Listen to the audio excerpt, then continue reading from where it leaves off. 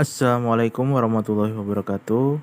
Selamat pagi anak-anak. Hari ini kita akan melanjutkan pembelajaran kita mengenai mapel SBDP, mengenal karya seni patung.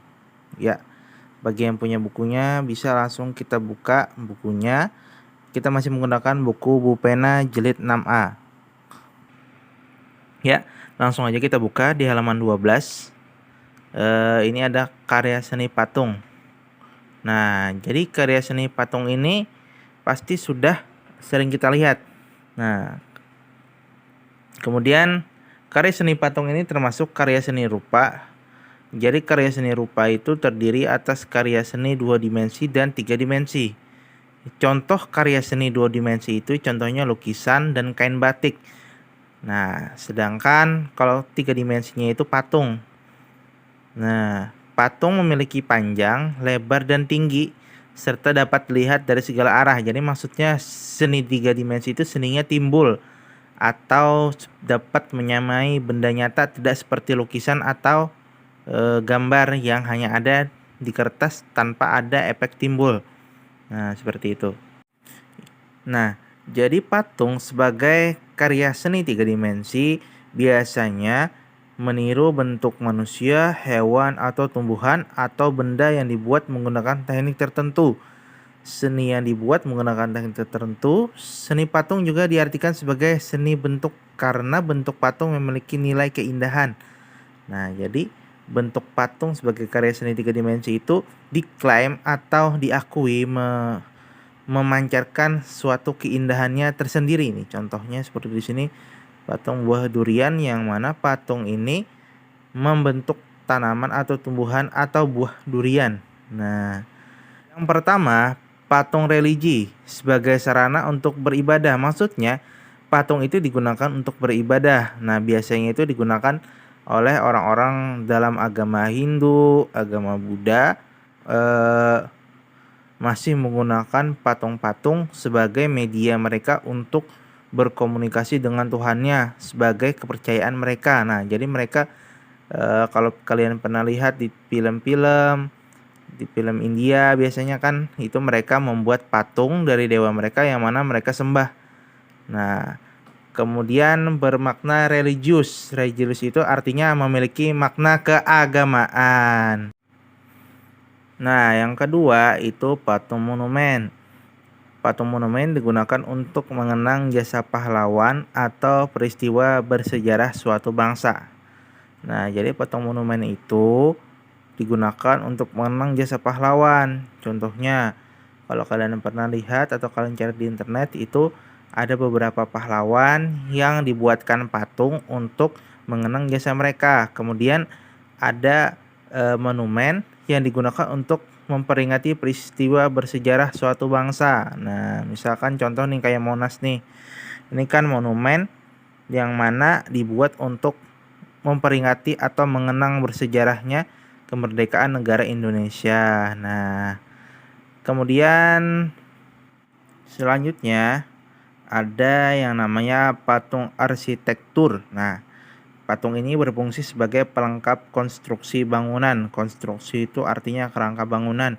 Misal, kita ingin membuat bangunan yang bertema pahlawan. Nah, maka untuk menunjang atau membuat itu bangunan tersebut menjadi bernuansa atau terasa tentang pahlawannya, maka dibuatlah patung arsitektur yang melambangkan si pahlawannya tadi. Misalkan untuk mengenang kemerdekaan Indonesia dibuatlah sebuah museum misalkan di mana di museum itu mengenang pahlawan-pahlawan yang turut berjuang. Misalkan di situ ada patung Insinyur Soekarno, Dr. Andes Muhammad Hatta, dan lain-lain. Nah, kemudian selanjutnya ada yang namanya patung dekorasi. Nah, patung dekorasi ini sebagai penghias bangunan, taman, atau tempat lainnya. Jadi perbedaan patung arsitektur dan dekorasi itu, kalau arsitektur itu pelengkap konstruksi. Nah, kalau dekorasi itu untuk penghiasnya aja. Nah, jadi untuk mempercantik aja. Jadi patung dekorasi ini fungsinya untuk menghias bangunan, taman, atau tempat lainnya. Kemudian ada yang terakhir itu patung seni. Patung seni ini biasanya dibuat oleh orang-orang seniman atau mereka yang suka membuat patung yang tujuannya untuk dinikmati aja keindahannya. Jadi patungnya itu ditaruh misalkan di pojokan rumah. Jadi untuk memperindah rumahnya aja, untuk melihat keindahannya, dinikmati setiap hari. Nah, kemudian berdasarkan bentuknya, patung itu dibagi menjadi dua jenis, yaitu bentuk figuratif dan non-figuratif. Bentuk figuratif itu adalah bentuk patung yang realis atau nyata, seperti bentuk alam yang meliputi bentuk manusia, hewan, dan tumbuhan. Sedangkan patung non-figuratif ini adalah bentuk patung yang terlepas dari bentuk alam atau bentuknya abstrak. Abstrak ini artinya tidak tentu. Ada yang garisnya lengkung misalkan, ada yang bulat aja, ada yang panjang aja, nggak ada bentuk bentuk pastinya nih. Kayak Monas ini kan nggak ada bentuk pastinya, nggak manusia, hewan, atau tumbuhan. Jadi ini bukan non figuratif. Jadi ini non figuratif, maaf. Nah, sedangkan ini figuratif karena bentuknya buah. Nah, kita lanjutkan ke halaman 34.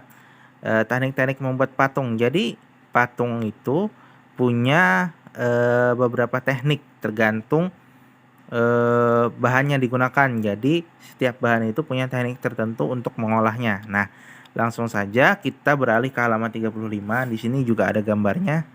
Bila kalian baca, bagi yang punya bisa dibaca bukunya, bisa kalian pahami. Bila belum terlalu jelas penjelasan Bapak, bisa bertanya langsung ke WA Bapak atau kalian baca kembali atau kalian putar kembali videonya. Nah, yang pertama itu teknik membutsir. Adalah teknik membuat patung dengan menggunakan cara memijit, menambah, atau mengurangi bahan yang dibentuk nih. Contohnya membutsir. Jadi membutsir itu kita bentuk suatu kerangka patung. Nah, alatnya itu ada butsir atau pisau sudit. Nih, pisau sudit. Nah, jadi nanti bahannya itu ditumpuk atau ditambah, bisa juga kita kurangi untuk membuat patungnya. Nah, contohnya itu bahannya yang biasa digunakan untuk membutsir itu. Jadi masing-masing bahan itu beda cara pembuatannya ya, cara membuat patungnya. Jadi tergantung bahannya. Nih bahannya itu tanah liat dan atau plastisin. Nah, tanah liat atau plastisin. Jadi yang bisa dibutsir itu tanah liat atau plastisin. Kemudian yang kedua, ada teknik memahat, adalah teknik mengurangi bahan dengan cara dipahat atau bahan yang digunakan. Jadi kalian pasti nggak asing lagi dengan pahat. Nah, ini contohnya pahat. Nah, alatnya itu ada pahat dan palu. Bahannya apa aja? Nah, itu bisa kayu atau batu. Nah, jadi yang dipahat itu biasanya menggunakan bahan yang keras. Kalau pahat itu, nah sedangkan kalau dibutsir ini tadi itu menggunakan bahan yang agak lunak.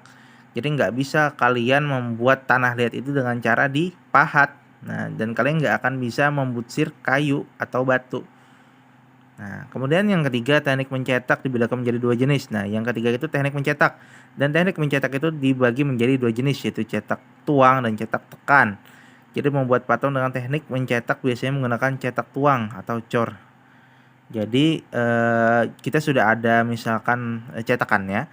Jadi kita tinggal menuangkan bahannya itu seperti semen, gips, fiberglass, atau emas cair. Jadi kita tinggal tuangkan ke dalam cetakan. Kita tunggu setelah kering baru kita buka cetakannya. Nah, jadi alatnya itu cetakan. Jadi nanti cetakannya itu disesuaikan dengan apa yang ingin dibuat. Kemudian yang keempat, ada teknik konstruksi, digunakan dengan cara menyusun atau membangun bahan. Cara menyusun dapat dilakukan dengan membuat kerangka terlebih dahulu atau direkatkan dengan lem.